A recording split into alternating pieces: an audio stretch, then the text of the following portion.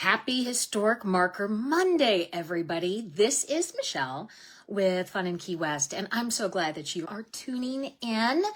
Every Monday, we go through the historic markers that you find in Key West. And today, we're talking about the fire of 1886. There's some conspiracy theories attached to this, and we'll get into that. But if you're watching live, let me know you're here. Do a shout out and let me know what you learned, maybe the last time you were in Key West. If you are listening on the podcast or watching on YouTube, I will have a link to learn more about the fire of 1886 in the show notes and down in the description section of YouTube. But let's dive in. So when we are looking at how Key West is set up, and the history and the structure of Key West of what we see today, a lot of it has been impacted by not only the fire of 1886, but also hurricanes and also the rebuilding of the outer section to create more land for the Navy. So take into account that in 1886, Key West probably didn't look like it does today. But the fire of 1886, this involves fire, spies, and maybe even a little bit of sabotage. I know it sounds like it's a novel or a spy movie, but this all actually happened. So let me set the scene. It's April 1st, 1886. Now there's a question mark on that because some people think it was a little earlier, a little later, but let's just say April 1st, 1886. It's about 2 a.m. in the morning, and a fire ignites in a small coffee shop right next to the San Carlos Institute. Within hours, it ravages downtown Key West. 18 major cigar factories are taken out. Over 600 homes and warehouses are lost in the fire. And in 1886 dollars, over $2 million in damages were done. And that's in 1886 dollars. So let's look at the context of this, because the thought process was this was no accident. This was actually intentional. Let's give you some context of where Key West was during that time. And David is saying, good morning from Clearwater, Florida. Have a great week. Hey, David, you too. So at this point in time, Key West wasn't just an island paradise. It was a hotbed for the Cuban revolutionary support. And this is where a lot of the people came to support and give their support, their financial support, their moral support to the Cuban Revolution. So Cuban exiles and the cigar workers that were in Key West at the time sent money and supplies and morale back to Cuba. So the kicker was here, Spain had to sell Cuban tobacco to Key West cigar factories. So if you think about it, that money that Spain was spending funded both sides of the revolution. My morning coffee went down the wrong tube there. Anyway, so Key West becomes basically the revolution's ATM. And so if you think about it, there's a lot of reasons why this conspiracy theory is in existence. There are many suspicious details. So the first detail that we look at in the suspicious factor is that the fire was intentionally extinguished on Whitehead Street, but mysteriously reignited upwind on Duval Street, targeting more cigar factories. And Arlene saying, good morning. Good morning, Arlene. Suspicious factor number 2. A Spanish flotilla was waiting offshore the next morning to ferry unemployed Cuban cigar workers back to Cuba. Coincidence? We don't know. Mary Elizabeth, good morning. How are you? And final, our suspicious factor number 3. A Havana newspaper ran an article the day before the fire claiming Key West had burned down. Wait, what? Yeah, the day before. And Key West's only steam fire engine just happened to be in New York that day for repairs. So there's a lot of suspicious factors surrounding this, and historians have gone on and back and forth about this.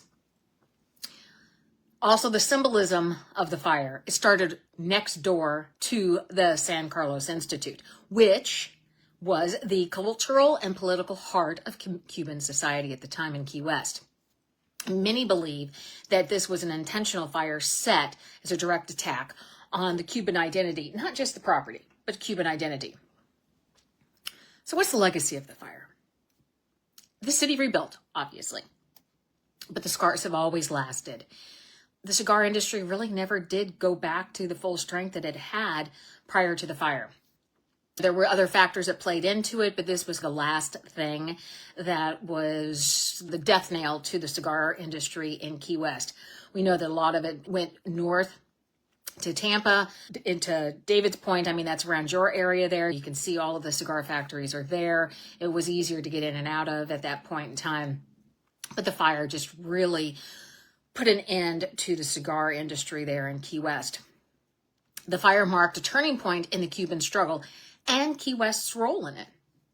And some historians are still on the hunt for hard evidence to prove that this was Spanish espionage.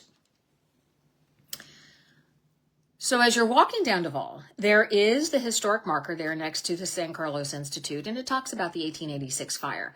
Have you ever thought about it? You know, what's interesting is a lot of the history that we learn in school comes back, and you get to see it in the impact of it, and not see it basically in real life, but you get to see the impact of what was happening in Key West. You had the Spanish War, you had the Civil War, but all these markers are a testament to either that building or a person or an event.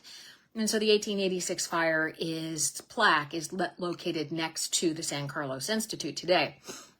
But you can imagine you're there in 1886, you don't have the fire department that you have today, and you're seeing everything go up in smoke and flames. So there's a lot of interesting things that occurred. A lot of it, the impact of the fire, made sure that all of the new builds had metal roofs that would help from the flames hopping from structure to structure. And that started that. Can you imagine, though, just being there? And would you have rebuilt if you were a Cuban immigrant? Would you have rebuilt? Would you have left? That's an interesting question, don't you think? And I think that's interesting to do all of that. So I encourage you, as you are strolling around Key West, and if cigars are your thing, there are many cigar factories, not cigar factories, but cigar places that you can still check out. Rodriguez over on Fitzpatrick, they still hand roll them. You can watch them do that. And they have a great selection of cigars. So if you're just beginning your journey into cigars, they have some way of showing you the path.